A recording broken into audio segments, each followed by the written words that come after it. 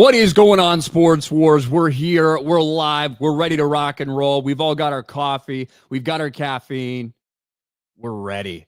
We're set to go. And so are the NBA Finals, the NHL Stanley Cup Finals. Everything's happening. Everything's happening. But we are here. Fear the Beardo. What's up, man? With the Texas hat. Texas Longhorns hat. Yeah, I mean, there's a small possibility that me and Will might be going up to see Texas and Florida up in Gainesville this fall. So I had to get some quarterback that you won't be drafting. Exactly. I had to see. I want to see Arch Manning at least once in college. So I had to get some Texas gear for the game. But yeah, man, it's good to be here. All right, and we got Will from Game On. What's up, man? What up, guys? I'm glad to be doing my first stream of June with you guys. Happy Pride Month. No, it's Jug Month, Jugs of June. We're celebrating the best titties all month. Jugs of June. We're taking it back. Female titties, right? I've seen veteran history month and stuff like that trending on Twitter today, stuff like that. But John Matrix, he will be back next week. He sent me a message before. He's got family in town. He thought he was going to be back this week, but fortunately not going to happen. John will be rejoining us next week, as always. Well, at least as always when he doesn't have other stuff going on. But shout out to John and Rhodes over there at Black and White Sports. But yes, we might as well start the conversation today talking about something that if I don't talk about it, everyone's going to be very, very mad because obviously NHL playoffs, Stanley Cup Finals are set, and it's a rematch. Panthers, Oilers, Part 2. Is Connor McDavid going to get his first? That's my big question. What do you think? Well, I know you've been paying a lot of attention to hockey and what's going on. The Panthers obviously were red hot coming off that Game 7 win to make it to the Eastern Conference Finals and then really just handled business there. Yeah, it's interesting. This year, I was actually surprised to see that the Edmonton is actually slightly favored. At last I checked yesterday, they, unlike last year, have home ice advantage. Last year, it came down to a Game 7. If you remember, Florida went up 3-0, and then Edmonton came fighting back, and then just actually didn't really fall apart in Game 7. It was a 2-1 victory, so it was a close game. So this time, though, if it goes to a Game 7, it will be up in Canada. Should be interesting. I don't know. I don't have a feeling either way. Both these teams got hot. I thought Edmonton was going to be done. They went down 0-2 to the Kings in the first round of the playoffs, and then ever since then have just been playing lights out. Same with Florida. So we'll see. The traveling is going to be interesting because Edmonton, of course, always does a whole lot of traveling, being from where they're at. They had to go all the way down to L.A. For that first round series, back and forth. And then obviously, I think this is the furthest any two hockey teams can be is the Florida and Edmonton. I'd have to imagine that's a long ass flight. Obviously, both teams are going to be doing it. So. Only other one would be Florida and the Kraken up in Seattle. That'd be the only other one. But I think even then it's longer from what I remember last year. But yeah, should be a good series. Should get some good hockeys. We only have to wait till Wednesday, which is kind of nice because the NBA is God. Could you imagine if Pacers would have closed out in Game 5 up in New York? There would have been a week off of no NBA, no hockey, nothing. Would have been weird. But yeah, was it during the playoffs last year, or was it in the finals where we got the Oilers chick, the fan who was flashing her titties and it went viral? I think it was in the Eastern Conference Finals. I don't think it was. It might have been in the finals because that's when they started making their their comeback. Whatever happened to her? She got a Playboy deal. Yeah, she posed for Playboy. She did. Who even fucking cares about that anymore? I don't know. I'm just wondering if she's going to be back, if we're going to get like a part 2. I haven't seen anything of her online, so I don't know. Playboy owns her soul now. She can't just put that out there for free. Depends on how long the contract was, I suppose. Or something. She probably did. Yeah, she could have. Very well. Might as well just do that. Edmonton Oilers fan. Here, see I know I showed them for free, but here you can pay to see them. Yep. Something like that. Just go on Reddit. You can get it all for free anyways. Dom H, terrible night in New York sports, so let's talk hockey. What do you mean terrible night, Dom? Your New York Knicks going down? Jalen Brunson spicy, zesty Karl Anthony Towns. I've been loving those clips of Karl Anthony Towns. Just like every time he does something, he has to put some zest on it afterwards. It's so fucking funny. It's funny because Karl Anthony Towns got made fun of a little bit over the past couple of years for like the way he talks and shit. People are like, oh, bro's definitely gay, blah, blah, blah. It seems like he's changed his voice. Like he was very aware of it and like tries not to sound like that now. However, you get these little snippets of slow-mo of him, you know, like firing a pass off and then just doing little like, and then you know, yeah, or like, you know, he goes up, gets an and one, and just kind of does a little sachet. Like it is weird, you know. He's lucky he had a good game that night, or else it could have been even worse. Yeah, but the Pacers are moving on to the NBA Finals. Two of the smallest market teams that you could possibly have matching up for the East or for the NBA Finals between the Pacers and the Oklahoma City Thunder. I personally think it's going to be a great series. Like, I think watching these teams play is going to be very, very interesting. The way they both play, the offensive potential of a team like Indiana on any given night. You never know quite who can go off, and Halliburton kind of keeps the entire train running. And he's obviously had some massive big-time shots through this entire season, not just the playoffs. But when we look at what the NBA ratings are going to be like, and obviously the NBA's struggled with ratings significantly over the past decade plus, this is their nightmare scenario. This is absolutely their nightmare scenario. The idea of, despite SGA being the MVP, he doesn't have any like star power. And so now you have the Oklahoma City Thunder and the Pacers. Western Conference Finals were abysmal for ratings. Eastern Conference Finals were actually decent for them. However, it's because of the matchup, the Pacers and the Knicks. The New York Knicks. And now you get both of these small market teams. You have to go back to 1971 to find two markets outside the top 20 in the finals. And I think it's going to go very, very poorly for them. You know, we did watch, we had a bump in playoff numbers, not only the opening weekend, but also the entire first round.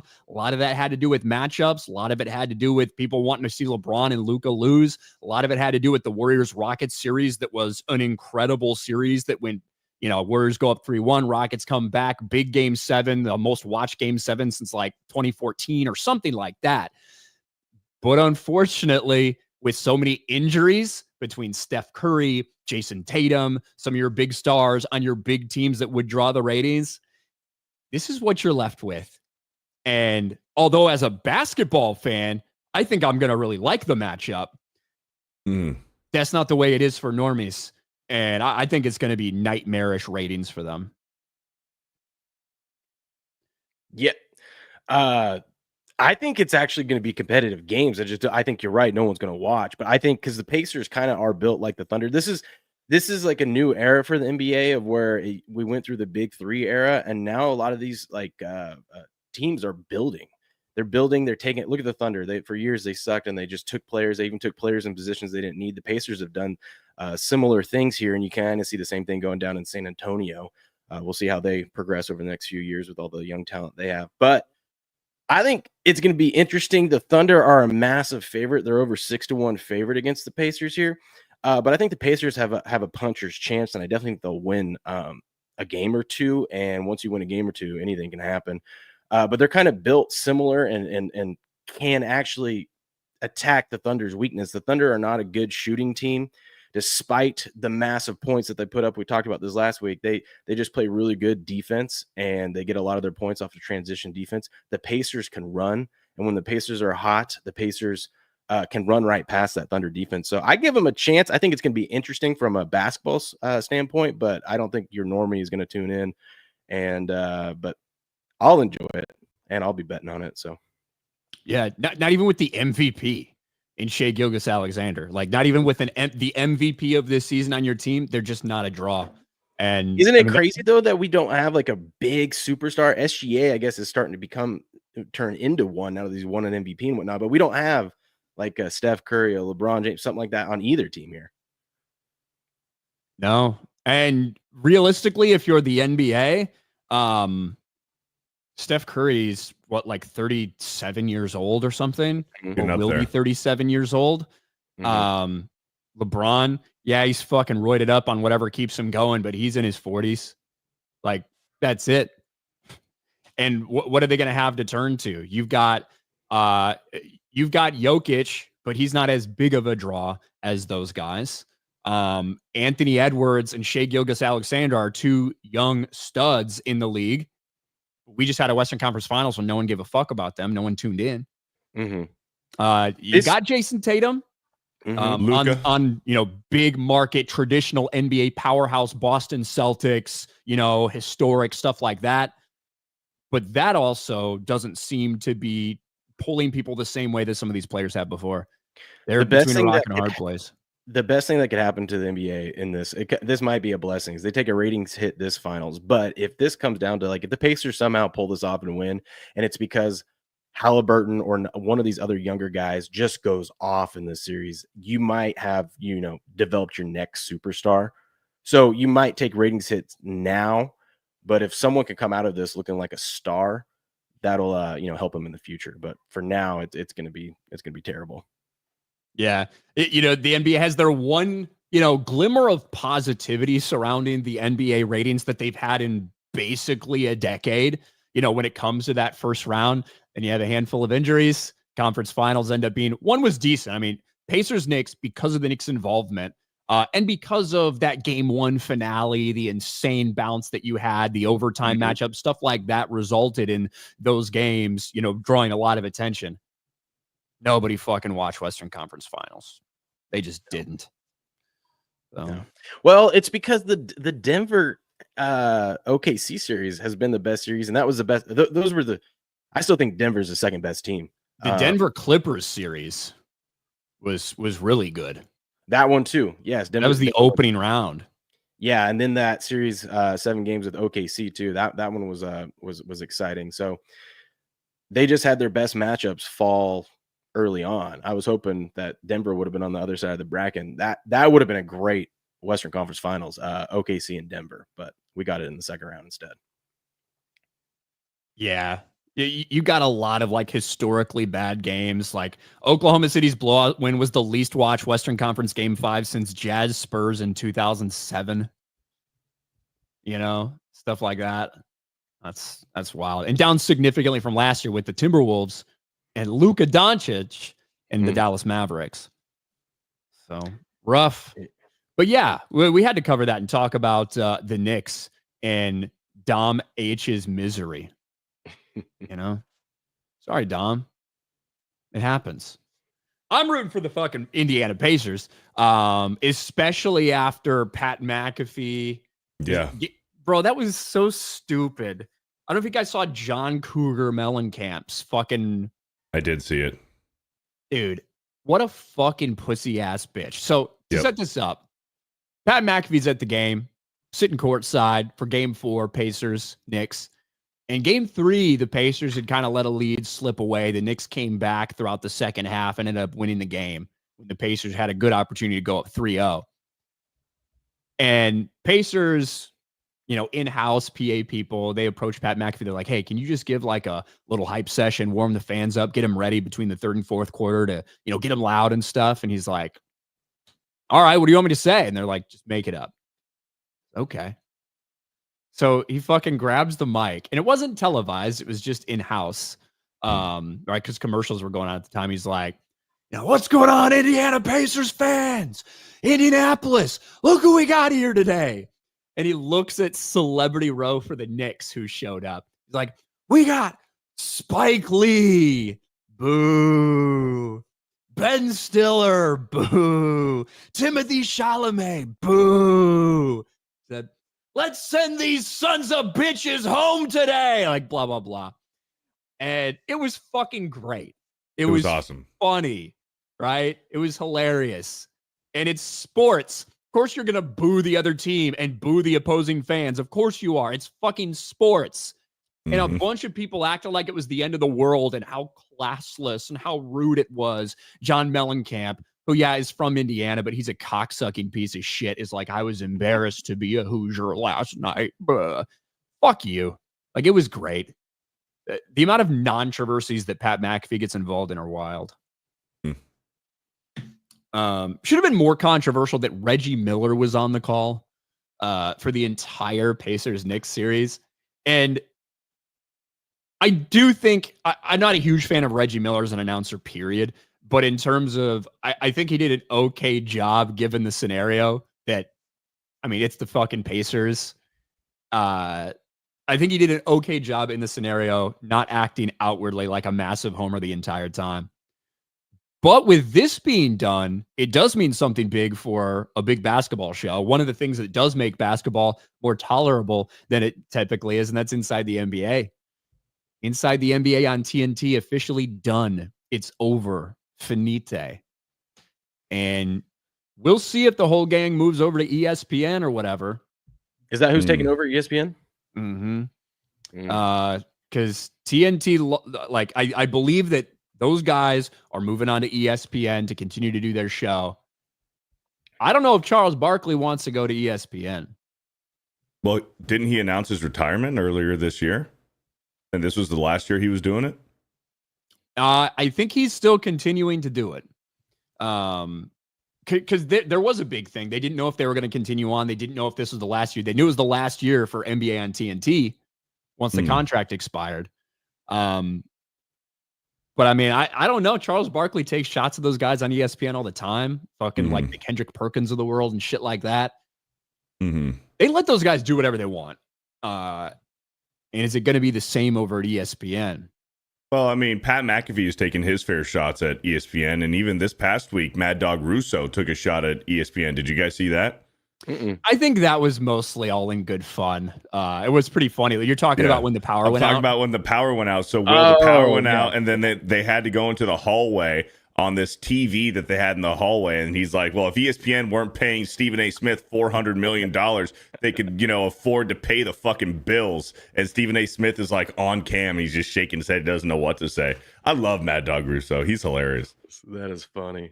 I mean, I fucking hate him, but I respect the persona that he's kept for years and years and years. But it's good. Somebody just said Knicks fans' hospitality was mostly peaceful in NYC. That was the funny thing with these people saying how classless it was for Pat McAfee to give these celebrities a little bit of a ribbon, right, and get the crowd to boo them. Pacers fans were getting beat up in the street. Like before the series even started, a dude wearing a Halliburton jersey walking down the street gets fucking mobbed by New York Knicks fans, trash thrown on him, jersey ripped, like all this shit. Didn't Halliburton get him tickets to one of the games? I think so. Like Yeah. Yeah. He got a big like standing ovation and shit. Yeah. Did you see, since we're still on the NBA, did you see Halliburton's embarrassing moment last night where he thought he won the MVP? Yeah, he thought he got locked up series MVP. God, I was gonna bet it, but I couldn't find it because I was thinking, I'm like, Siakam had 39 points. If he has another decent game, he has a chance to win it. And sure enough, he did. Let me see if I can find Halliburton. Yeah, it was pretty funny. He was shocked. It was.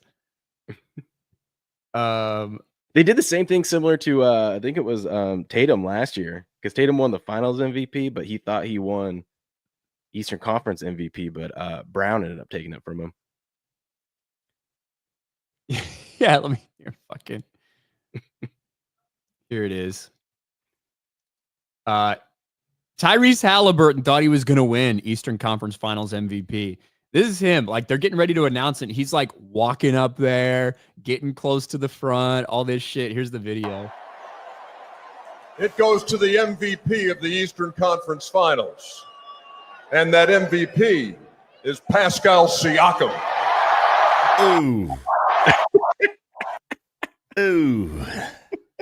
And I think that was I do think that Tyrese Halliburton is the engine that makes everything work for the Pacers. Right? Yeah. He doesn't need to be scoring 30 a night. Now, I think Pascal Siakam, he had 2 big games.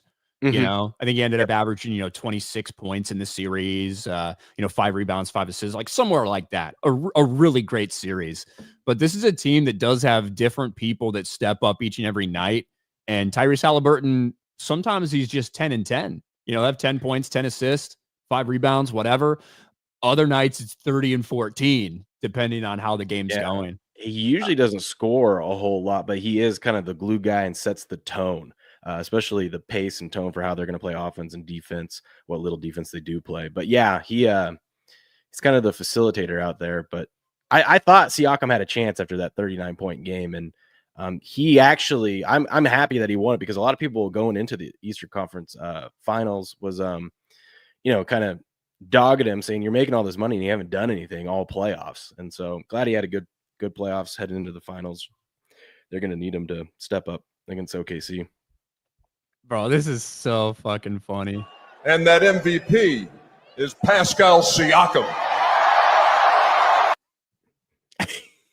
That look on his face. Oh, man. It's good. Yeah. Sorry, Tyrese Halliburton. But yeah, like, it's so funny because, like, we have this entire WNBA shit that's going on with all these fans of the WNBA that have never really watched sports in their life or know anything about sports, because they're used to just being played in like an empty stadium and everybody being friendly and shit.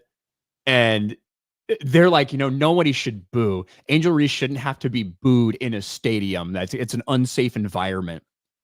And you've got fucking Indiana Pacers fans.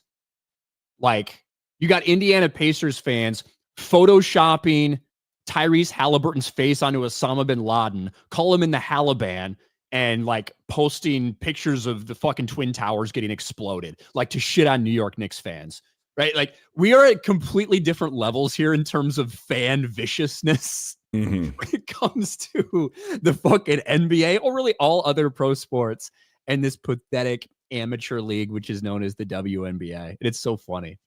I don't know if you guys saw that. Literally, like, the Halliban coming for New York. I saw it. Tyrese Halliburton as fucking Osama bin Laden. So, sorry, Knicks fans. It's soft. You can't even go to a Dodgers game wearing an opposing team's jersey, or you might leave the game half retarded, brain dead. Yeah, I mean, I don't think, look, there's a couple places specifically when it comes to like any Raiders games or anything like that. Eagles games. If you're Philly. beating the shit out of people because they're wearing an opposing team's thing, you're gay and cringe and fucking stupid. But absolutely, you should talk shit to them throughout the entire game. You show up to my fucking stadium in that jersey.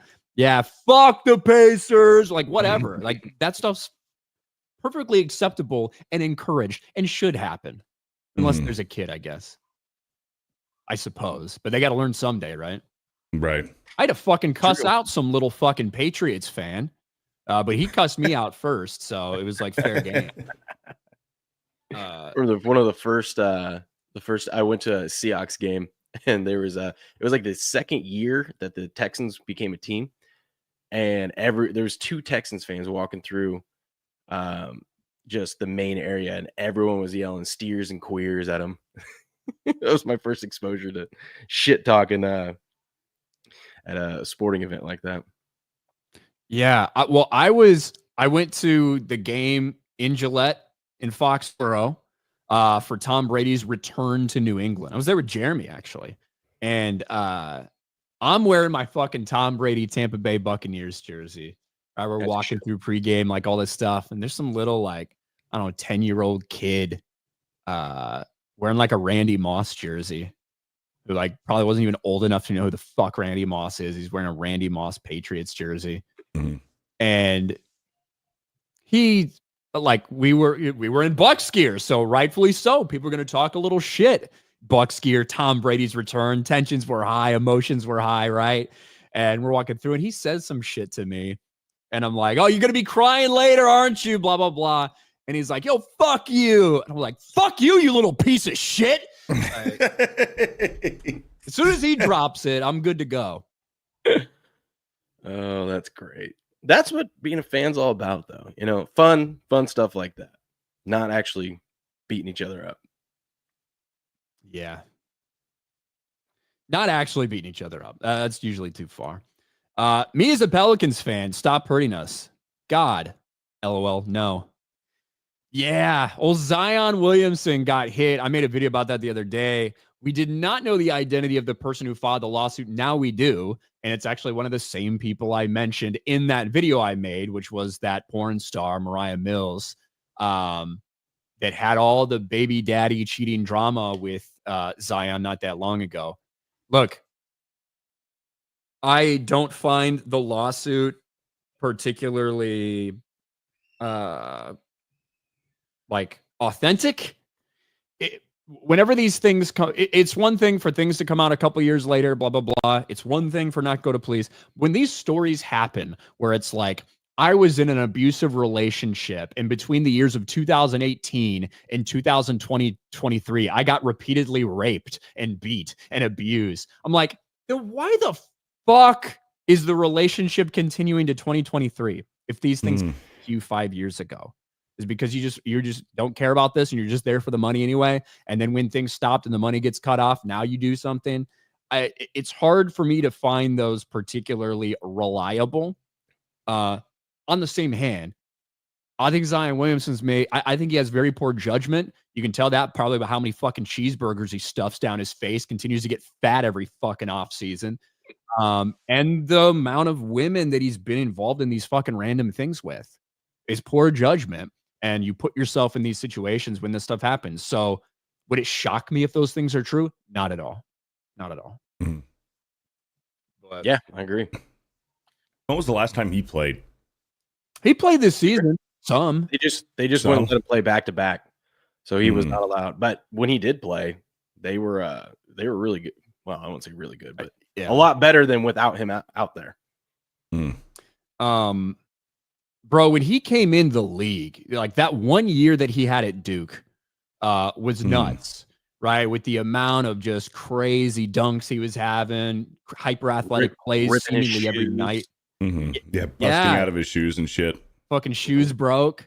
You thought, like, to me, I thought baseline level, this dude's going to be like Blake Griffin, where maybe not the fucking superstar some people imagine when he came out, but still had a relatively long career. Still was able, did these dunk contests and was, fairly popular and stuff. And he's just been hurt. And so much of it stems from him not being able to control his weight. It's one thing when you have Greg Oden knees or Brandon Roy knees, stuff like that.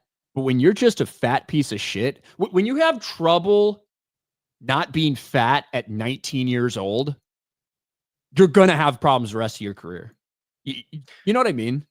It's wild in today's sporting world with all the advancements in technology that these guys have all the money in the world to have the trainers required. I mean, the NBA organization will pay for everything for that, but the fact that you have everything you could possibly need to not be fat and to just be in shape, that's your one job, and you can't do that. That's just, I think it's because they just get too much money.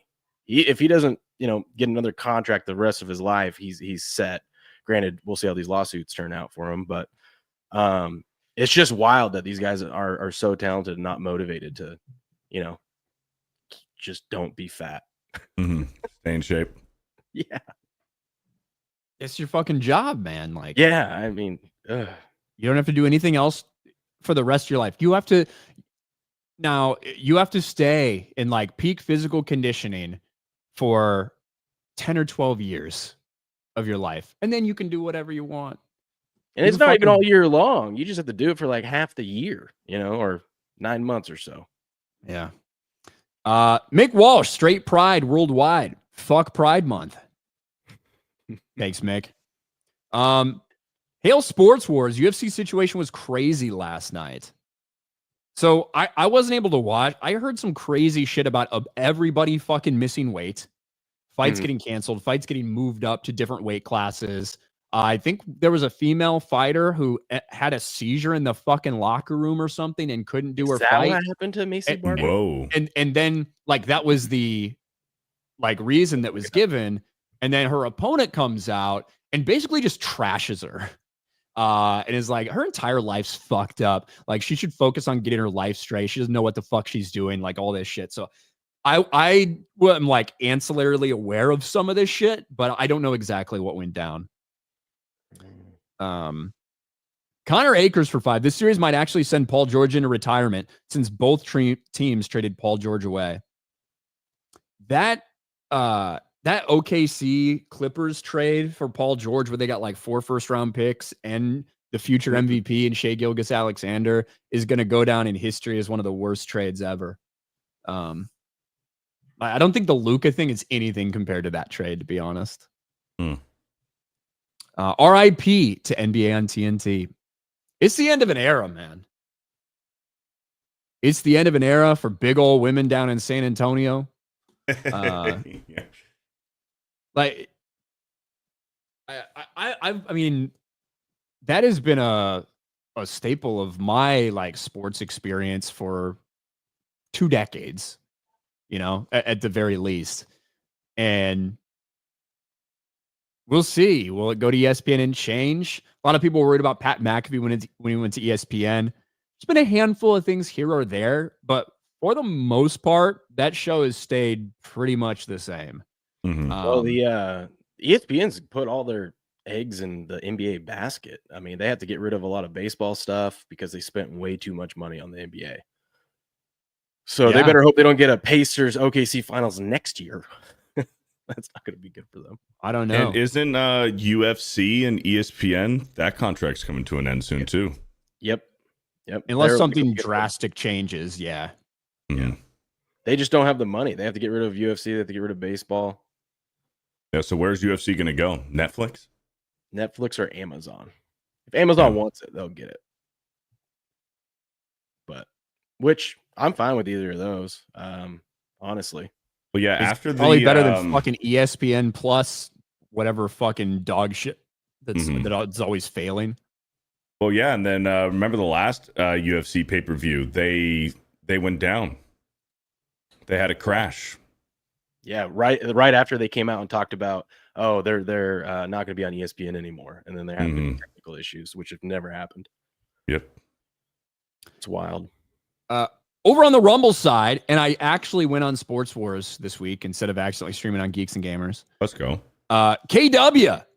Number 1 and number 2 seeds, Vandy and Texas go down in the College World Series. My Vols looking good, hoping for a repeat.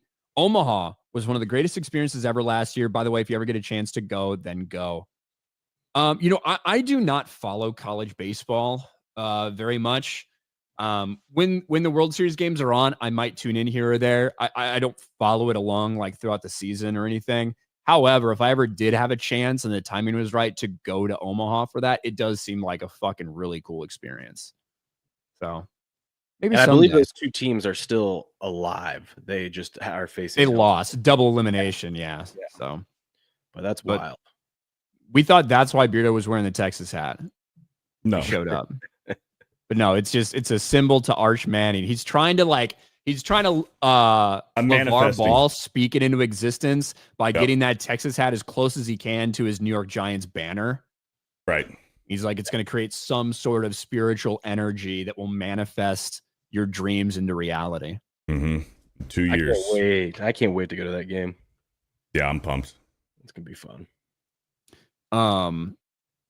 I wanted to, speaking of quarterbacks and stuff like that, if I can find the right fucking tab that I have here.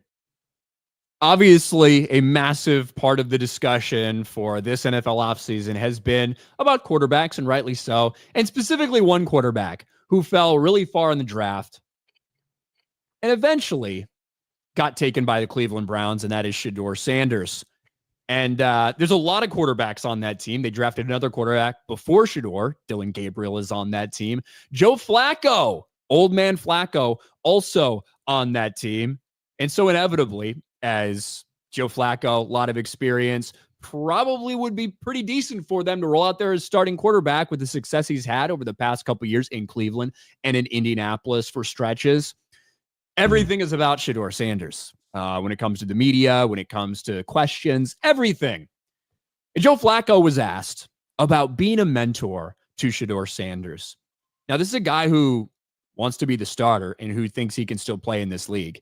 And Joe Flacco has made it clear for about a decade, between his small time in Denver, talking about being a mentor to Drew Lock. And he's like, look, I don't have any problems and I'm friendly with him and I hope he can learn from me, but I'm not a mentor to anybody. That's not my role. My role here is to play the best I can and go out there and win for my team.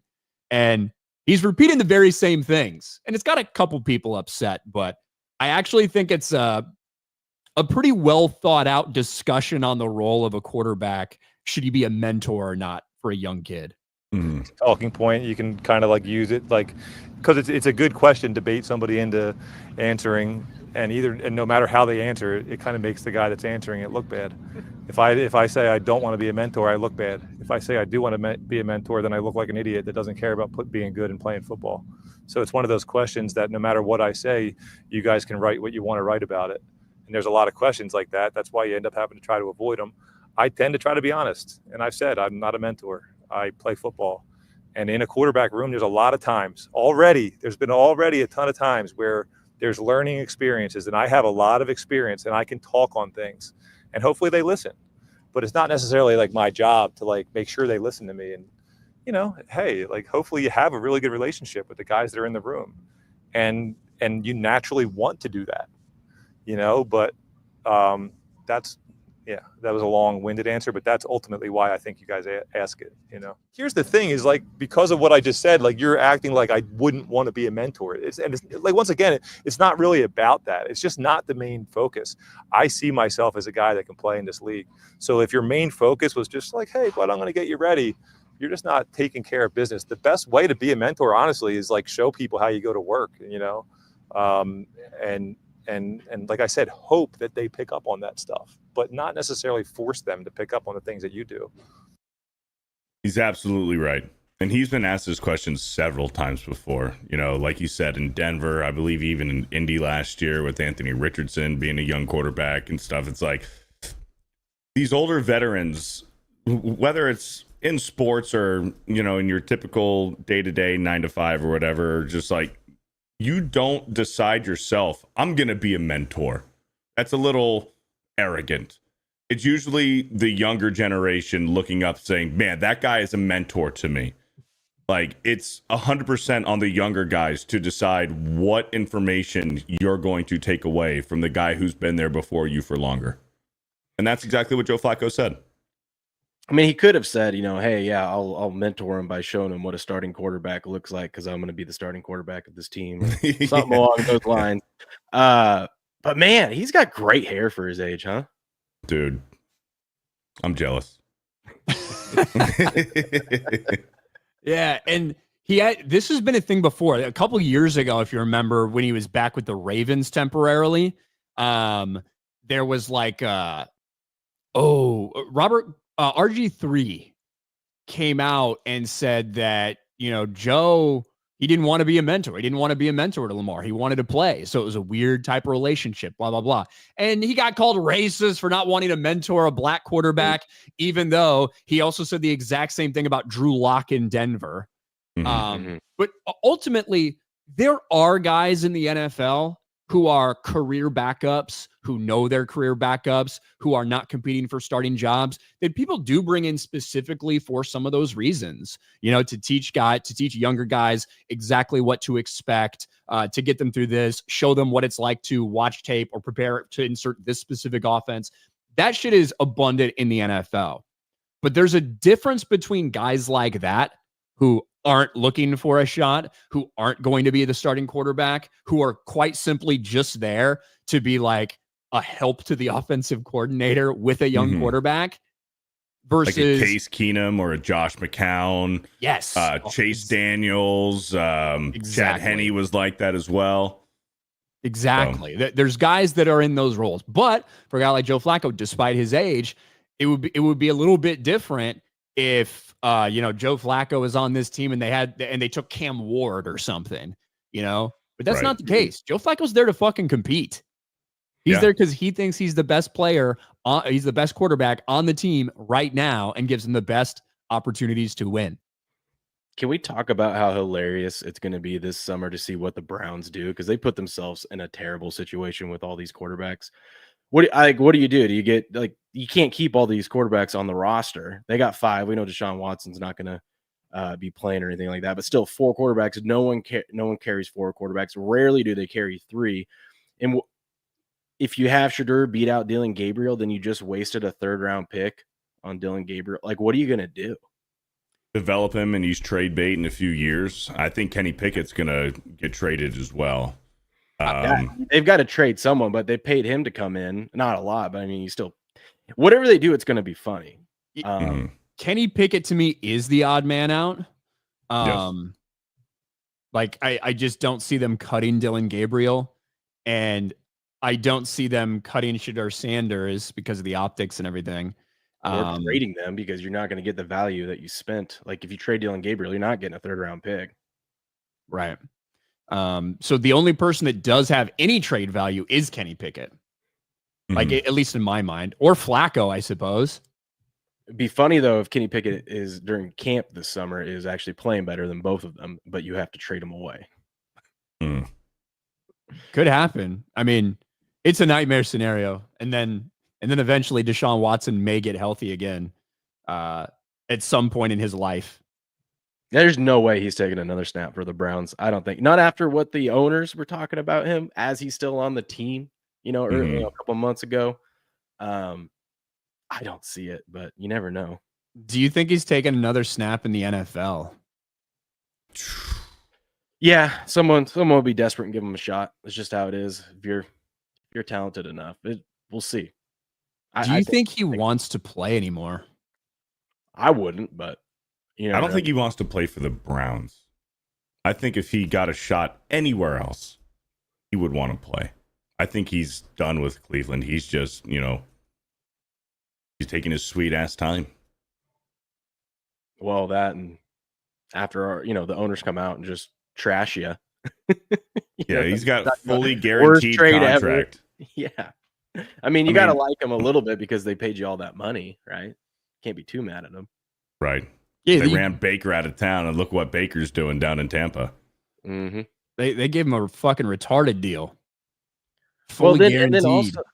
And then also, I'm pretty sure like the NFL is mad at Cleveland or something because their schedule this year is terrible, especially since they have to. The NFL because they're playing NFC North or Cleveland's mad at. Well, the NFL mad at Cleveland or something because their schedule. So they play. Here's how they start off. So they're off against Cincinnati, Baltimore, Green Bay, Detroit. Those are the first 4 weeks. Week 5, they have to fly out to London and play the Vikings, and then they come right back the next week and have to go to Pittsburgh. They don't even get a bye or time off. Damn. Is there a weird time on it? Is it like early in the week or something? Or no, it's Sunday. They play Sunday, September 28th, then Sunday, October 5th in London, then Sunday, October 12th in Pittsburgh. That's rough. Interesting. Yeah. Usually get a bye week or a Monday night game after overseas. They do. I believe the teams have an option to take a bye afterwards or not. I'm guessing they said they didn't want to take a bye after it because a lot of teams haven't been doing that lately.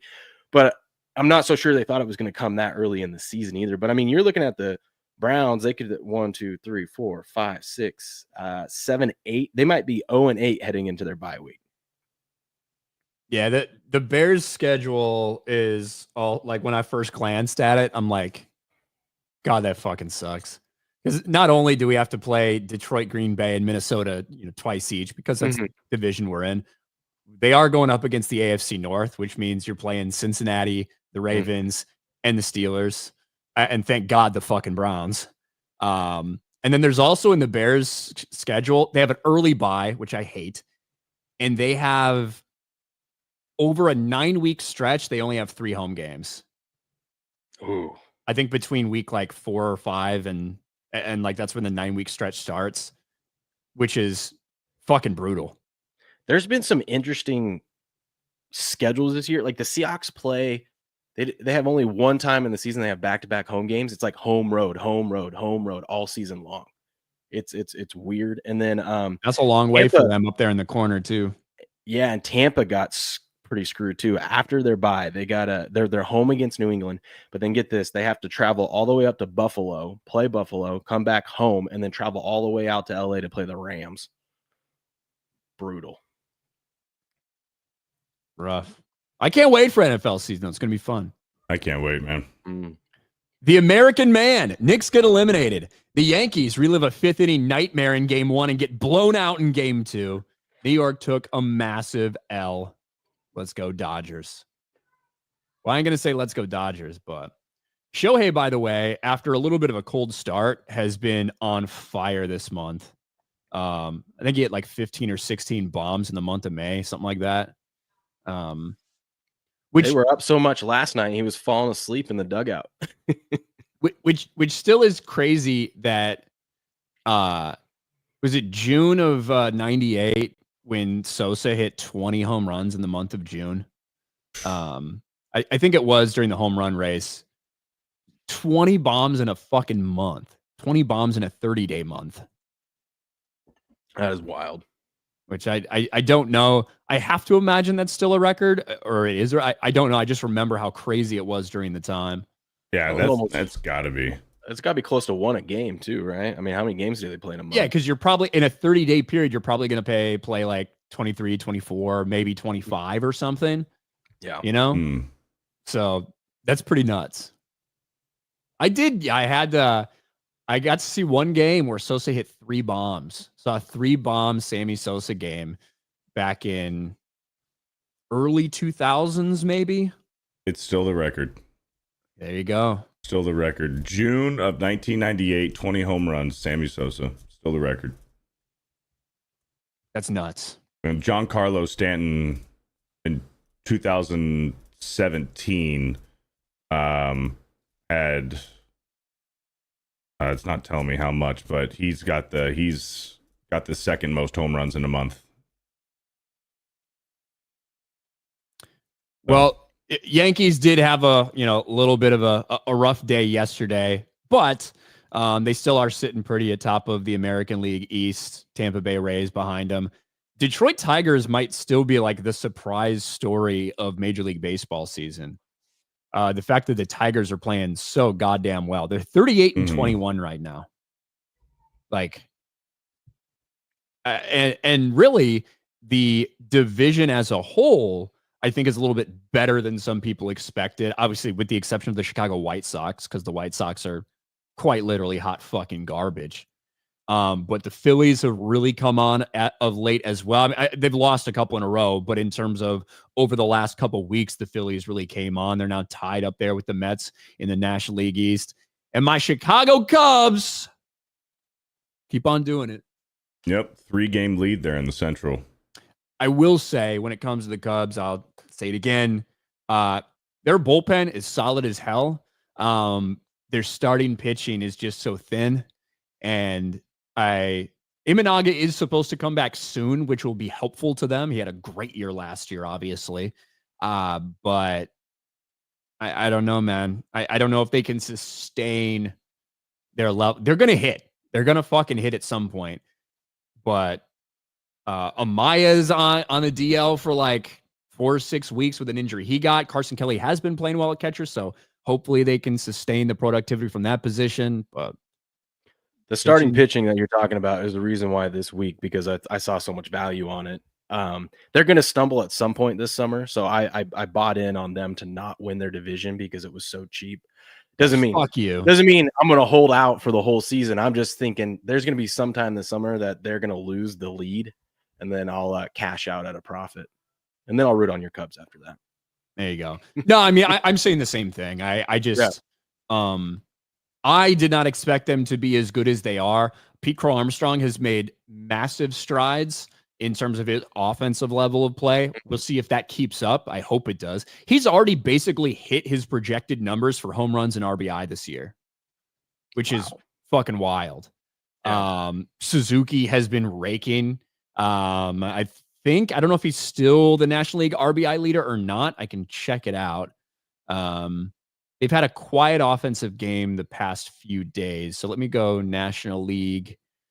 Did you guys see? I know it was Seiya Suzuki is Seiya Suzuki, 52 RBI, leads the National League. Pete Crow Armstrong at 50 is in second.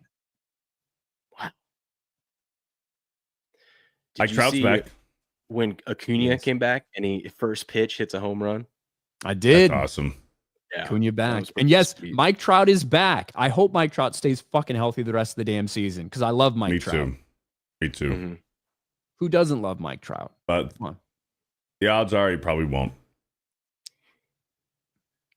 John Geddes Gaming Fraud. NBA hires Sydney Sweeney to attend a finals for ratings. Make it part of her contract to jump around when her team scores to show off her enthusiasm. Why would she want to do that? She's got soap to sell. Yeah, fucking bathwater soap. Under Armour Gamer, I'm taking OKC in 4 or 5. Hail the 199. Bears fans are mostly straight. I would say for the most part. I do think OKC should be the favorite with the way they've played. I'm gonna be rooting and pulling for the Pacers though. It's tough. It's so tough because I don't want to root for the overwhelming favorite, but then it's like neither of these clubs have done it of recent, right? Or OKC never has, I guess. I don't think the Pacers have ever won an NBA Finals. I don't think that. Yeah, I don't think they have. So it's like I'm kind of rooting for both, but I just wish it wasn't so lopsided. Yeah, because I think. Were Pacers ABA back in the day? I have no idea. Sounds right. But I think I saw something that said that they've never won it either. Yeah, I think they may have been ABA and may have won an ABA, but they've never won NBA title. So, we'll see. Fox Wolf, you guys see Bananas selling out Angel Stadium? I did. Did you see Troy Gloss came out there and had a celebrity at bat and he got a hit? Troy Gloss put it between the third baseman and the shortstop. Got a little. He was my favorite Angel back in the day. I love Troy Gloss. I saw this post. It was like Troy Gloss got a base hit in Angel Stadium this season, and Anthony Rendon hasn't. Oh my god! Retired old ass Troy Gloss got a hit in Angel Stadium, and Anthony Rendon's bum ass. Yeah. The Savannah Bananas, they sell out everywhere they go. Tickets are like impossible to get. There's like a lottery system to get tickets for it. They have captured a fucking audience, man. And the crowd is involved. Everything kind of matters. So say somebody hits a foul ball. If a fan catches that ball, if you catch a foul ball, that person's out. Right? So they've had a game end like that. Like 2 outs, bottom of the ninth, whatever, and somebody hits a fucking pretty hard liner, and somebody reaches up with their glove and catches it, and that's the fucking end of the game. Wow. And they bring him out on the field. He's fucking running around and shit. Even the first pitch matters. So whoever throws out the first pitch of the game, it's a strike. Game starts with the count 0-1. You know? Okay, that's fun. That's fun. Yeah. And they bring out kind of these old guys to do these honorary pinch hit at bats and shit. So it's cool. I'd like to go to a game at some point. Taker, it's funny that both the Knicks and the Pacers traded for star players from the Raptors. Knicks got OG Anunoby and Indiana gets Siakam. Yeah, OG Anunoby played well at times, certainly for the New York Knicks. You do have to wonder for the Knicks now what the question is for that team. Do they run it back? What changes do they make? Because obviously they made some big ones getting Karl Anthony Towns there, sending Julius Randle away. I don't know. Chris Grant, what's your projections for Cooper Flagg's career? Looks like he's going to be pretty fucking good, but I mean, he's so damn young. I mean, he's younger than most guys are because I think he graduated high school early, right? Yeah. He lucked out. Instead of going to like Washington or something like that and expecting to be the man, he gets to sit back and learn behind Anthony Davis. And, Anthony Davis still got a lot in the tank, so he can kind of take over games as needed to help Flagg grow. We'll see. It'll take about 3 years before we kind of see where he's going to end up and what he's going to end up doing. But he's got all the tools, and I think he landed in a great spot. Even though he all didn't for more white boys dominating in Dallas, you know what I mean? Dirk, Luka, Flagg, let's do it. It's so freaking early to tell. We got to see him play in the NBA, but I think he's going to be really fucking good. I don't know if I would be like, oh my God, what chosen one of the best to ever watch. I don't know if I'm saying that about Cooper Flagg, but it's really good from what we saw from him. And especially if he can, he has a shot, right, in terms of a 3-point shot. But if he can really get that dialed in as part of his game, it's going to be next level. Did you see the report about his NIL money? So I was under the impression we don't know anything about these NIL deals that people have. You know, it's like, yeah, like the numbers that we throw around are just from like a website that does projections, and it's not even based on active deals or like things that they know. It's based on how they perceive that player and what they think the equivalent would be in value. Yeah. Well, his actual money came out. So it was guessing that he made 4 to 8 million. That's what, like, when last season started, that's what people were saying. And there was rumors out there that Duke was going to offer him 20 million to come back for a second year. I'm like, dude, maybe think about it, because that's a good chunk of money. You get to develop for another year. You could probably win a title, whatnot. Well, come to find out, he made about $28 million his time at Duke between everything. So I'm like, oh, I guess 20. If you already got 28 in the bag, I see why you wanted to go be the number 1 overall pick this year. It's wild. Yeah, that's nuts. Because he was doing he had shoe commercials for Reebok. Did he sign with Reebok maybe? That, and he had a couple other deals with some other I think sports cards and stuff like that, but overall ended up being 28 million. It's just, because he had Reebok commercials airing all through March Madness, right? So you're watching Duke play, you go to commercial break, and you get Cooper Flagg in a big time fucking shoe commercial. New Balance, it looks like. New Balance, that might be it. I knew it was $13 million with New Balance, and then a $15 million deal with Fanatics. Yeah, that's what it was. Fanatics. Yeah, that's crazy. It's the money's fucking wild, and that is whether you like it or hate it or are ambivalent to it. That is the reality for college sports moving forward. Can you imagine being the star of the campus with $28 million at 18? Yeah. I used to just imagine being the star of the campus. That was enough for me. You know, that would have been enough to like have everybody know you, everybody buying you, whatever. Like that would have been enough. Now, of course, I wouldn't turn down the 18 million or whatever, but you also can't, and then you can't hide because you're this big dude. Like you can't just blend into a crowd or anything like that. That's wild. It's funny because I just got done watching remember that big Arizona State gambling, men's basketball gambling scandal from like the 90s? Headache. What is his name? Headache Stills. Let's see. Something like that. He was point guard for ASU in the 90s, around the era where Glenn Robinson was, because I think Glenn Robinson got taken first the following year in the draft. But he fucking was point shaving, and he got in trouble for that. And I just got done watching a documentary on that. It was just so funny to hear. And of course, they did it from this perspective that they were just victims, and they didn't get paid the way these guys get paid today, and they didn't have no money, and it was so easy for people to take advantage of them and all this bullshit. But it's funny because you had guys that were making $5 million off bets for him point shaving, and he was like fucking over the moon because he was getting 20 grand to do it. Yeah. Stephen Headache Smith and Isaac Burton. Yeah. Took money from bookmaker Benny Silman. Yeah. That's crazy. Fucking wild. Garth Knight. Have there been any NBA players that didn't struggle with weight during playing career but just blew up after? I guess Barkley. Barkley struggled with it. Barkley struggled with it at the end of his career, certainly. Early on, he really didn't. Not too much, though. Shaq after Miami. Yeah, Shaq. Well, I mean, even Shaq in LA was just a big motherfucker, but like he's what 7'2", and yeah, he's just a big fucking guy. But when he was with Cleveland and Boston, Shaq was fat. Well, yeah, and Shaq. I would say Shaq has like just kind of stayed in the same way that he looked at in the aftermath, like at the end of his career. But even in the LA days for Shaq, it was notable that Just he a would big show dude. up very out of shape and would get in shape through the season. And then didn't Yao Ming have to basically retire early because he was just getting too big? His body just couldn't sustain it.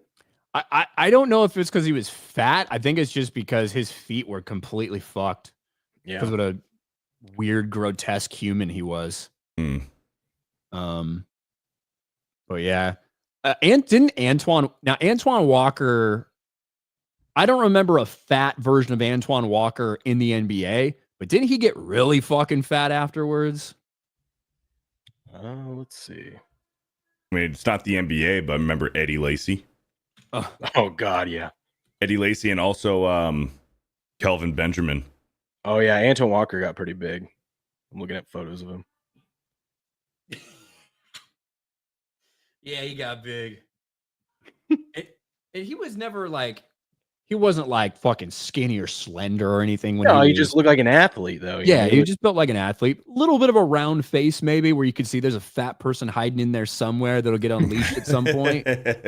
But he blew up afterwards. You're looking like Big from Robin Big, Yeah.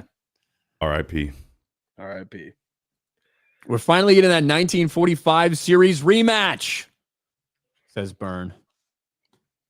Thank you, Byrne.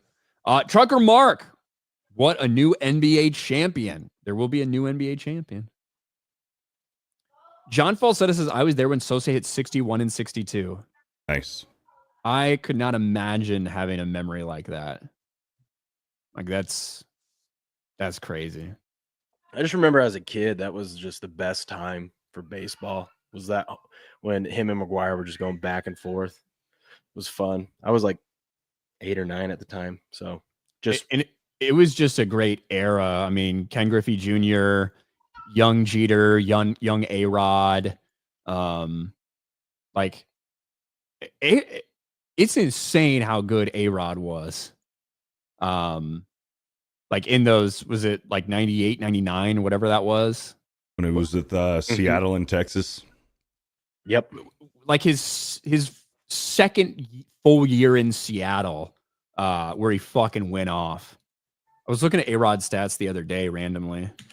Dude, the Griffey era in Seattle was so much fun. I was young. I remember watching that with my dad and going to the games and stuff, but those teams were fun. Let's see here. And it was also popular, which is a big deal, right? Baseball isn't popular in the same way that it used to be back then. So people just let them off loose. Let's make it fun again, It's not so much just that, I don't think. It's like because it's fallen out of the zeitgeist a little bit. Mm-hmm. People aren't as likely to care about it or get into it, if that makes sense. So it's like somewhat through, I don't want to say no fault of its own, but as like culture changes and people aren't as interested in this, maybe because of the way it's played, because of the pace of the game, because they're not willing to fucking sit there and watch a 2-1 game, whatever it may be. And so it's not as popular and people don't care about it as much. Therefore, it's harder to get people into it. I don't know. It's I'd weird. be curious to know if kids nowadays are copying swings like they used to back in the day. Remember Gary Shetfield's? I used to copy his. Yep. Just swinging that bat. You got Griffey's stance, Jeter's stance way up high. Yeah, it's just everyone used to actually copied Euclid's stance, other than for a fucking meme. Yeah. But I'd be curious. And then again, I don't know whose stances they would be copying nowadays. I don't pay enough attention. So this season right here, fucking 96, the 96 season for A-Rod. 146 games. Right? 36 bombs. Fucking 9.4 wins above replacement. Right? Like this is his first full year. 123 RBI, hit 358. Over 1,000 OPS, led the league in total bases. Fucking wild. I think Rob Manfred is also to blame too. He doesn't know how to market his stars. Like Shohei Ohtani is the only one. even then they can't market him because the dude doesn't speak English. That's their biggest problem. And that is, I do think that's part of the problem in general, as more and more of the stars are foreign born. A lot of them, Dominican, Cuba, like whatever, right? That have a little bit of a language barrier. It makes it a little more difficult to appeal to the American public. Not that you won't root for that person or whatever, but for them to like truly like connect with that person and identify with them, it's tough. But still, I mean, Sammy Sosa and Ichiro, like, we love those guys. Hideki Matsui. Yeah. But it also protects them. Sosa spoke perfectly fucking fine until he was in front of Congress. Okay. Sammy never had really that many fucking problems talking.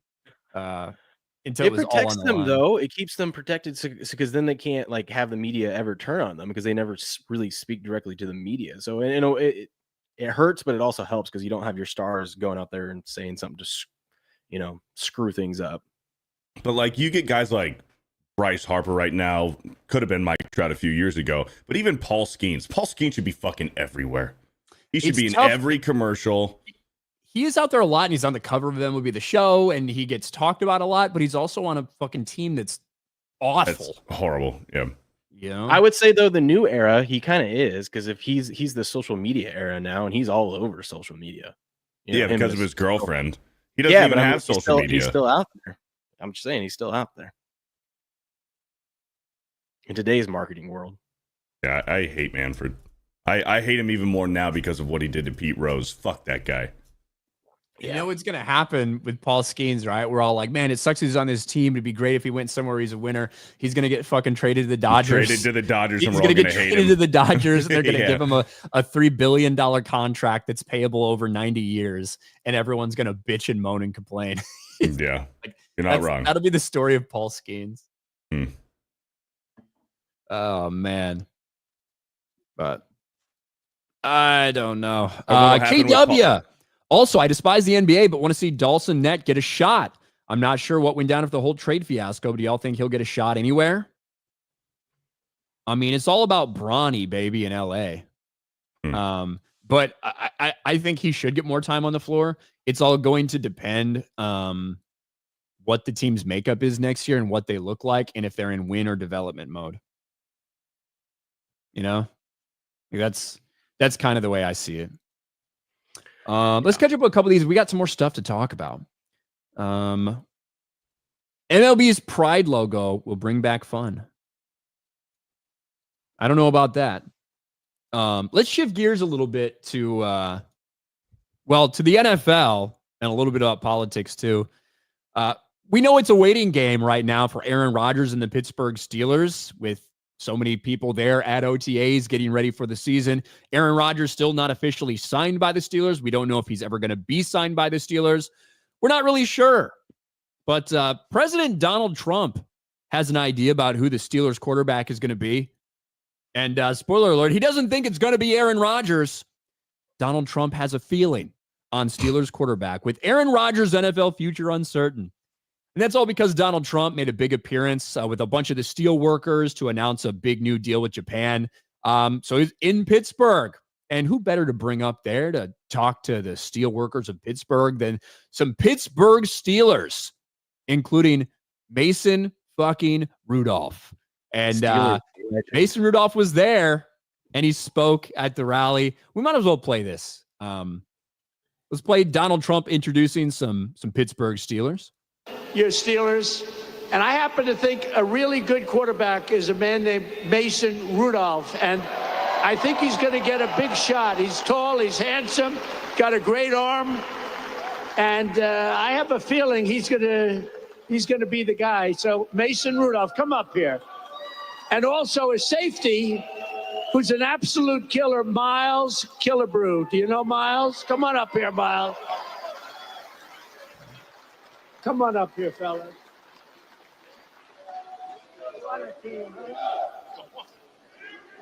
Is that Mason Rudolph? It's Mason Rudolph with the stash. Yep. Oh, that's why he looks so different. He looks like an 80s porn star or something. Yeah. And he did speak a little bit. I don't know if I have it here. He did speak a little bit. So Rocky Bleier was there. He presented Trump with a custom Steelers number 47 jersey. This one's not AI. This one's real. And Mason Rudolph and Miles Killebrew do go up and say just a couple things.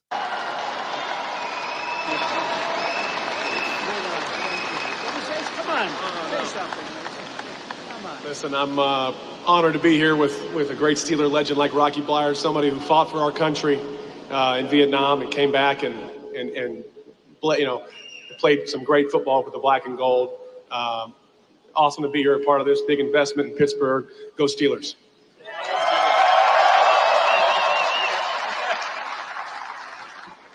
How about this president of ours, huh?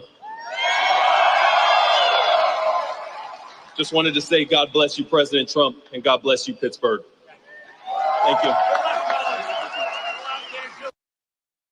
Now, predictably, Mason Rudolph of all, even though he kept it, very much, it's not like he really delved into anything political when he was there. He was there at the Trump rally in Pittsburgh for the steelworkers, stuff like that. But obviously he got immediately attacked all over Twitter. People are calling for his job. People are saying this is bullshit. People are saying Myles Garrett was right about you. Like all of this shit. People got to fucking get over it. It's in Pittsburgh with the steelworkers. Of course, you're going to have some former Pittsburgh Steelers and current Pittsburgh Steelers there with you. I got no problem with this at all. Oh, it's awesome. That's great to see. I mean, especially since athletes were, when he first got elected, his first term, no one was allowed to even say anything about him, be around him, whatnot. It's nice to see, authentic, athletes get to say what they want, support whoever they want, and not, I mean, they'll get criticized, but it doesn't have the same weight as it did back in 2017 or so. Mm-hmm. Yeah, and ultimately, if this is Obama, if this is Biden or whatever, nobody's making a fuss about it, blah, blah, blah. You got to have it both ways if you're going to let people do these things. And it's not even like Mason Rudolph was like, hey, just so you know, Obama's birth certificate's fake. Michelle Obama's a man. And Trump is my president. It's not even like he was just there. It was respectful the whole time, just there to show support. For the community too, because that's a big deal for the community and those, steel workers. So it's a massive deal. Yeah. But the fact that, Trump says, I got a feeling he's going to be the guy is interesting with Aaron Rodgers drama lurking, especially with how Aaron Rodgers feels specifically about Donald Trump and all this shit that plays in there. I don't know about you guys. One, Donald Trump might be the only person who's ever called Mason Rudolph a really good quarterback since college. But I would love for Mason Rudolph to have success there if Aaron Rodgers ultimately doesn't go. I think the Aaron Rodgers situation is going to blow up in the Steelers' faces if he signs there. Well, Mason Rudolph had a good game for Tennessee last year. Yeah. Just one. Donald Trump can talk any athlete, anyone up. He could probably even talk up Angel Reese. You could hear him talk about her and actually think she's good.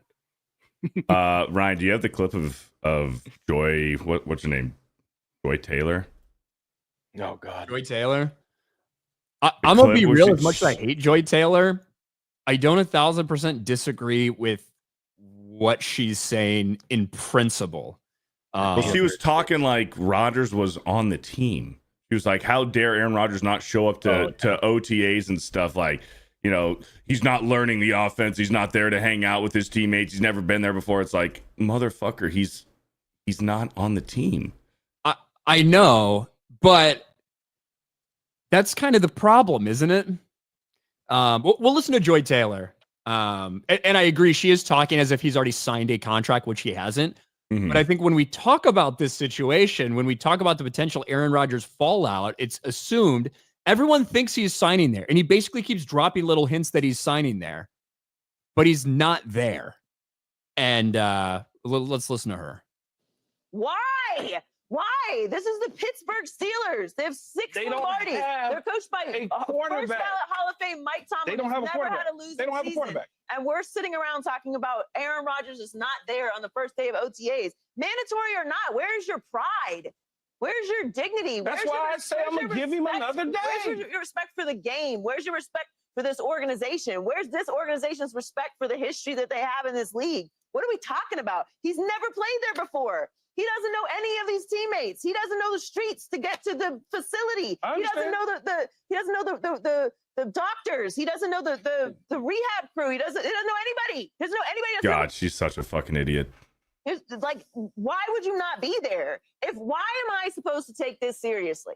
It's not about him not being at non-mandatory OTAs for a team that he's been with for 22 years. Do what you want to do. You won 5 games last year.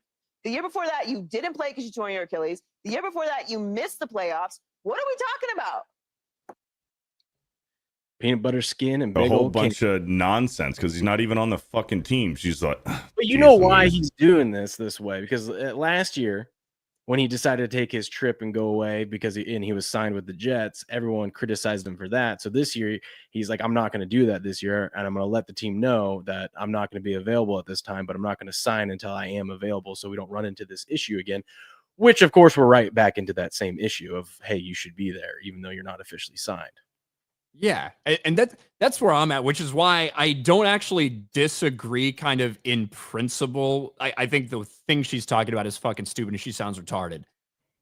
But I think the core issue of Aaron Rodgers still not fucking signing with them yet is a massive fucking deal. Aaron Rodgers is an awful fucking teammate. He always has been. He's a fucking locker room cancer. He always has been. And so now here we are a week after, I mean, like we're talking now, we're into OTAs. We're well into OTAs. There's no Aaron Rodgers announcement on the horizon. You've got a bunch of players that are there fucking trying. They don't know Aaron Rodgers. They don't know who he fucking is. And this is not like Aaron's coming off a fucking MVP season. He's coming off a torn Achilles, missed the entire year. And then the next year, his team went fucking 5-11 and he got everyone fucking fired. Mm-hmm. So this is about Aaron Rodgers being an attention-seeking fucking queer, just like he has been his entire career. And if I were, especially a longtime Steeler, and I'm like, our window's fucking closing, we might have 1 year with this guy, I think you're already starting to rub a lot of people the wrong way by making so much of this so abnormal and making so much of this about you. And I think it's going to implode for the Steelers if he does go there. RELAX. Relax. It's going to be fine. NOVAX. Novax. Yeah. Do you disagree with me, Beardo, about like no how Aaron's treating this? No, you're right, and Joy Taylor's fucking retarded. If she would have said what you said, saying, hey, listen, he's taking his sweet-ass fucking time. He wants to be there. The Steelers want him to be there. There's no deal done. He should be there, but they're not signing the contract, so he's not there. Then that would have made sense. What she said was fucking retarded, saying it's expected of him to be at OTAs, to learn the facility, to meet your teammates, to just to be around. That doesn't make any fucking sense because he's a free agent. He's not on the team. But the fact that, and I think Will has a point here, that he probably let Pittsburgh know, saying, hey, from this time to this time, I'm not going to be there, so I might as well not even sign because I have zero intentions on being there during this time. I do think that there's some truth to that for sure. Yeah, it's, I don't know. It would piss me off. Like, it would piss me off if I was on a fucking legendary franchise like that, and I got this fucking cocksucking bitch who won't commit, who won't say one way or another. So we don't know. Is it going to be him? Is he going to come in? Is it going to be Mason Rudolph? Well, yeah, when you got a guy like Mason Rudolph there, and the Pittsburgh fans, they do like Mason Rudolph. He started there before. He's played decent. He's had some really bad games, and he's also, he took them to the playoffs. I think so. He certainly hasn't had any losing seasons for them. He hasn't had any losing seasons. The Pittsburgh Steelers fans do like Mason Rudolph, and he is there, and he's their quarterback number 1 right now. So it's going to rub a lot of people the wrong way, especially the fans too, and people in the facility Rodgers shows up last minute and then takes the job from Mason Rudolph, who has been there every single day during this offseason. Yeah, but then the other option is you have Mason Rudolph. So then you have Mason Rudolph. Yeah. So, I mean, you have no leverage. I mean, you can be mad as a fan, but the fans will get over it real quick. I mean, once Rodgers. Well, especially if you're winning. If Rodgers is winning, then they'll get over it. But if Rodgers is starting and they're losing, they're going to be fucking pissed and calling for Rudolph soon.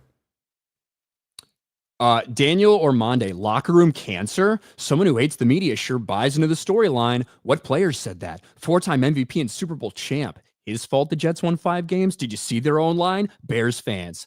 If you remember, I know that you're probably a fucking Packer fan or something and don't realize that life is longer than the last 30 seconds because you have the memory of a fucking goldfish. But before Aaron Rodgers came out with his vax stance, he was loved by the media. They fucking gushed over Aaron Rodgers. Are you fucking kidding me? It was only when the one thing that he's ever fucking said like that the media turned on him. That's it. But throughout all of this time, Aaron Rodgers was constantly, he's kind of like LeBron.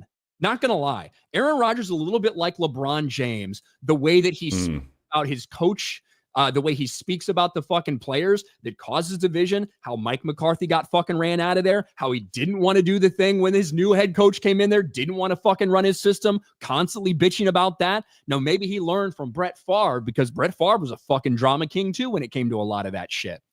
But the idea that Aaron Rodgers' most important priority isn't fucking Aaron Rodgers, and he likes to throw people under the fucking bus and cause problems and drama nearly every offseason. If you don't understand that, you haven't been paying attention. The media loved Aaron Rodgers before he said something about the vax. Period. End of story. And if you think any different, you're dumb as fuck. It's why it was so shocking when all that happened. Because he was a media darling. Mm-hmm. I saw Cam Man was saying, what about New Orleans? Rodgers doesn't want to go down to New Orleans. He doesn't want to go to New Orleans. Yeah. Now, for New Orleans, they're either running with Spencer Rattler or they're trading for somebody. The Giants also currently have 4 quarterbacks in their quarterback room. I think Tommy DeVito is probably the odd guy out, but he's been there for a while. He does know the system. You got 3 brand new quarterbacks in there who are currently learning the system. I think you could see Jameis Winston go back down to New Orleans, if anything. I don't think they're going to trade for anyone. I think they're going to see what they have in their new quarterback, Tyler Schuff. Tyler Schuff. However you say his name. Win something, and then I'll say your name right. But if it doesn't work out and they end up being one of the worst teams in the league, well, then they're right up there to get a quarterback next year. It's Kellen Moore's first year. They're not expected to win. So I don't see them trying to trade and bring someone in to win now. Tank for Arch. If he's even coming out next year. Yeah, that's the thing. I think he's going to be there 2 years. The Under Armour Gamer, odds of Eagles repeating, give it 0. Hurts equals trash. Well, as much as I hate Jalen Hurts, he has fucking won a Super Bowl now. So I wouldn't say the odds are 0. But hey, I don't know. What do you guys think? Odds of Eagles repeating?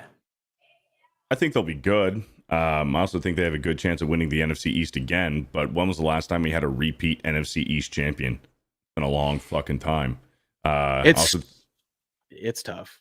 I think the Redskins are going to be good too. So I think the division is the Redskins or the Eagles to lose. But for the Eagles to repeat, I don't think so. It's just so tough. 1, to repeat, obviously, but 2, it's so tough because a lot of these teams that go on to win it, you got to be healthy at the end of the season, and we never know who's going to be healthy and who's not. So it's hard to predict if anyone's going to repeat or not, no matter how good they are. John Falsetta for 2. It was great. Chug beers with Bill Murray after Sosa's homers. That's awesome. Hell yeah. That's cool. Precision building for 10. No love for Aaron Judge. Regardless, the team lost 2 homers and on track for possible triple crown. Come on, guys. Love the show. Yeah, he's at we have like 20 home runs. to be fair, over the past several weeks, almost every week, we do talk about how Aaron Judge is raking. We didn't today because we were making fun of the Yankees for losing, but I think he's still batting nearly 400. I don't know if he's quite right, like right above, right below. It's been a little bit hovering back and forth. He's still batting like 400, and we're in June now. I just saw a stat too that we've never had the AL and NL MVP from the previous season both win it the following season, and they're both on pace to repeat. Certainly possible. But yeah, I mean, Aaron Judge has been fucking insane. The last 3 years, basically, Aaron Judge has been insane. 398, 21 home runs. There you go. Who's leading the AL in home runs? Is it still Cal Raleigh? No, he cooled down. Let me see how many he has real quick. Mariners. Well, those guys are looking for the AL leader in home runs.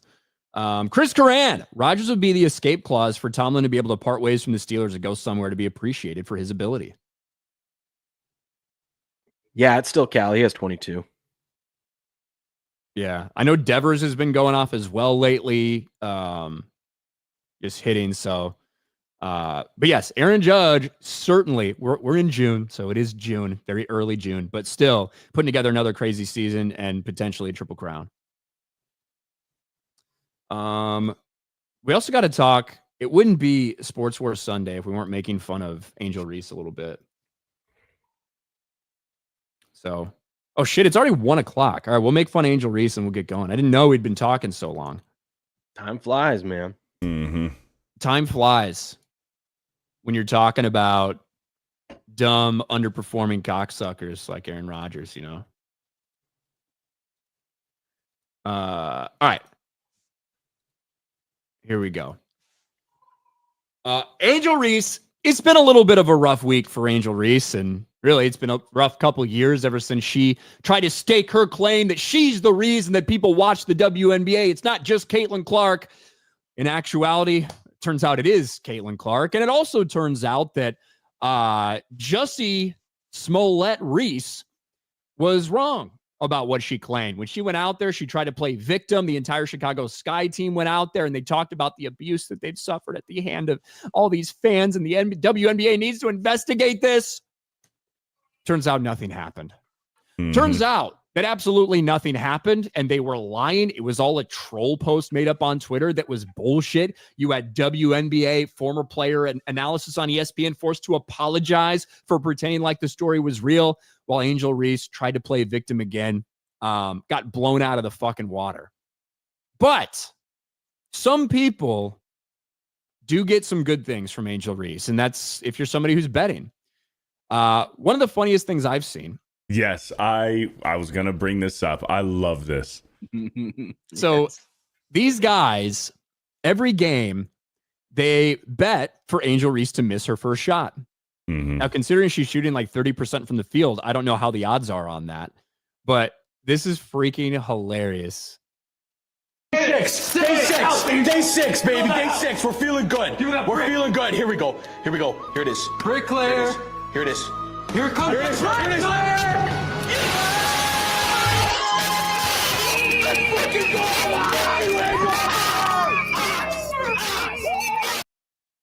I love it. Angel Reese to miss her first shot of the game.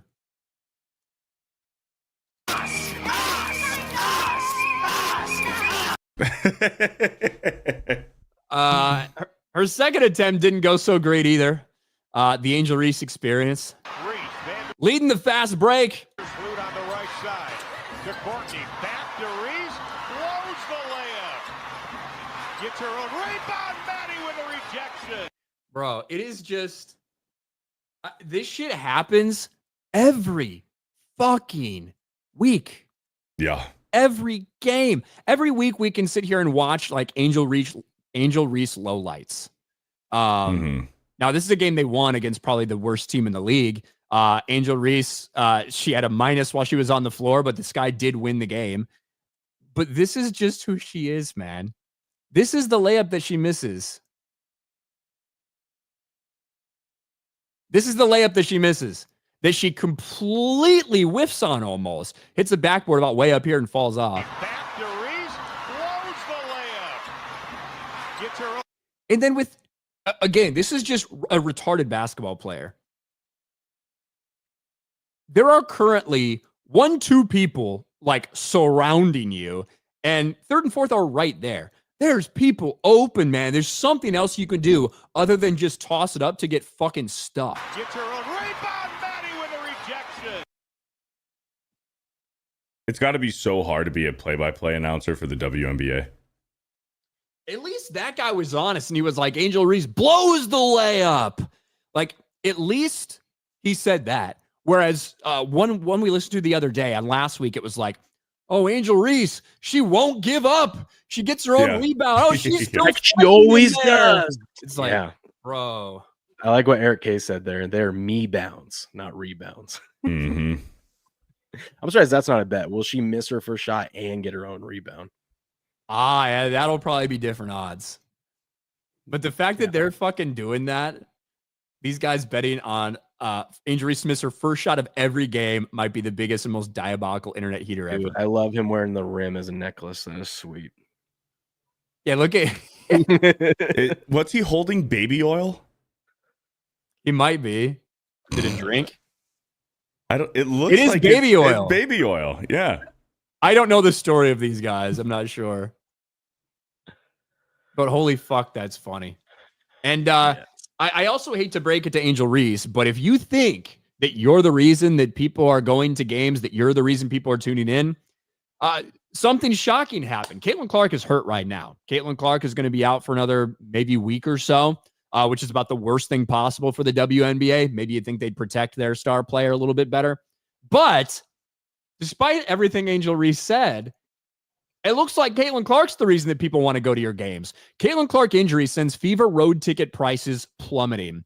Caitlin Clark is out for a minimum of 2 weeks and is expected to miss 2 road games, both of which have been moved to arenas with larger capacities. Because remember, the Chicago Sky don't play at the United Center normally, unless Caitlin Clark's coming to town. And then they do, because there's more demand for it. Same thing with all these other teams that move their normal games to different venues because they can actually fill up a stadium when Caitlin Clark comes to town. Well, unfortunately, they planned on doing that. And hasn't worked out very well because she's going to be hit, or she's going to be hurt. Getting tickets for the Fever's rivalry game against the Chicago Sky on June 7th are down 71% from $86 to $25. The game will be played at United Center, home of the Bulls, with seats close to 21,000, the largest capacity of any team. The Sky typically play their games at the Wintrust Arena, which seats about 10,000. So the tickets have gone down 71% now that Caitlin Clark is not going to be available for it. Yet Angel Reese is still trying to pretend that people care about her, that she's the reason people are going to watch games, to watch plays like this, to watch plays like this. Been a rough week for her. The liar. The liar. Well, she's got some fans now. Those guys are Angel Reese fans. Angel Reese is made, bro. If they actually bet, if that's not some sort of currency for whatever thing they're using, it actually was a $250,000 bet. They just bet Angel Reese's entire salary for like her 4-year WNBA career. Yeah.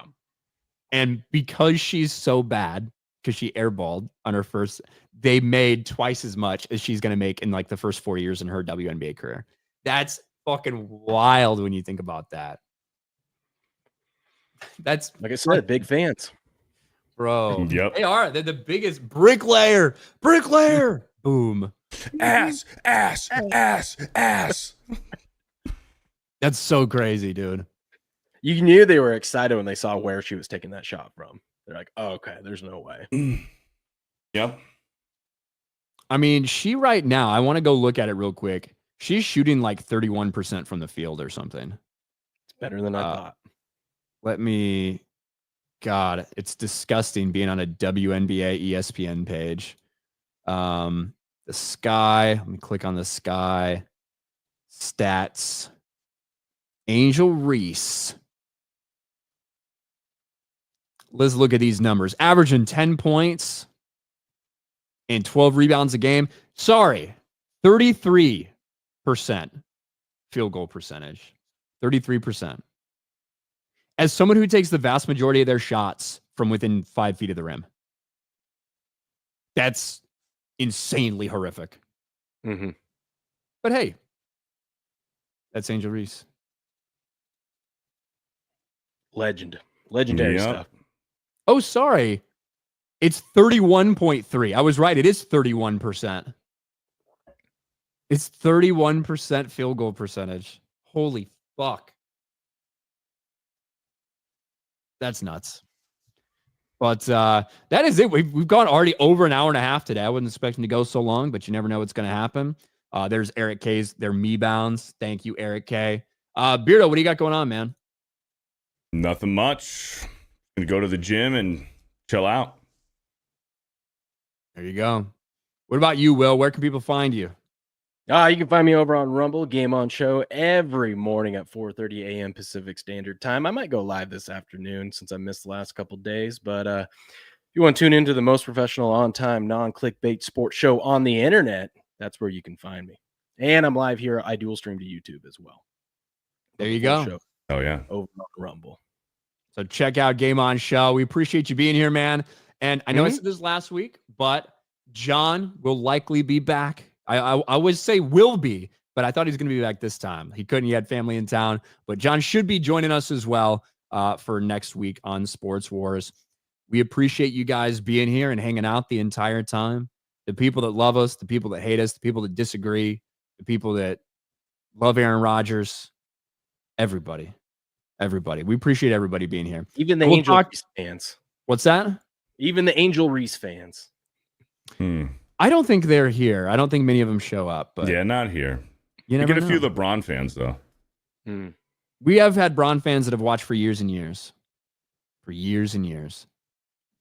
But, don't give up. Don't give up on your dreams. All right. We'll talk to you later, everybody. Bye.